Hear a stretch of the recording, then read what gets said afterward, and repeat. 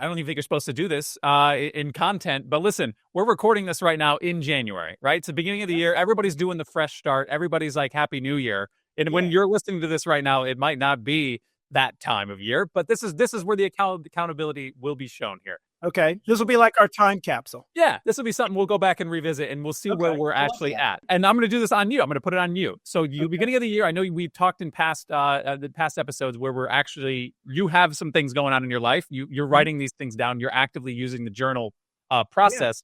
Hmm. What's going on at the beginning of your year right now, and what can we look at maybe 5 months from now, and look back and say, okay, how do I measure these goals? So you're asking me, what do I do? So in my case, my youngest son is in his last semester of college, and I've written the last tuition check, hopefully, that I will ever write again. And I've been doing that. I have three children, so I've put three children through school. This is the last one. In theory, come August, that tuition check I wrote last year, I should be able to write this year to myself. So that's one thing I'm writing down right now. I know what I did last year. And if I don't write that down and if I don't make that a commitment or at least a reminder to myself, back to the accountability, why not put that aside? So that's something that I'm jotting down. I'm kind of looking back what I did last year. So that's one idea.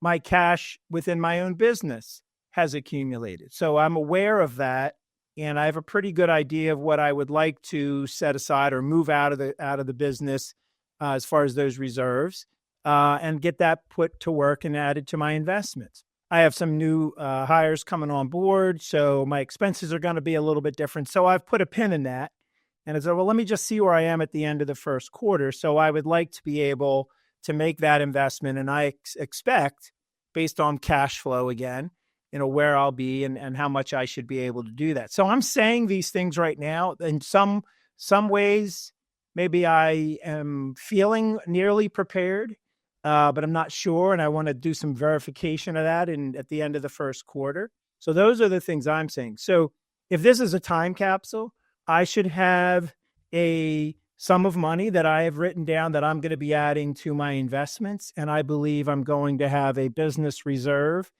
starting the second quarter of this year, where I would like that to be. And that's something that's accumulated over time. So I've got that ready to roll.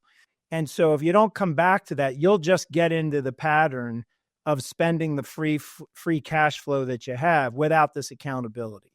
So if you write it down in a journal, I should have $6,000 in my savings account.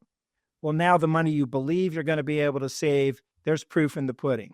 So now you can start dollar cost averaging into your investments because you've proven to yourself you can do it without, putting it out of reach in a place where you need it to be.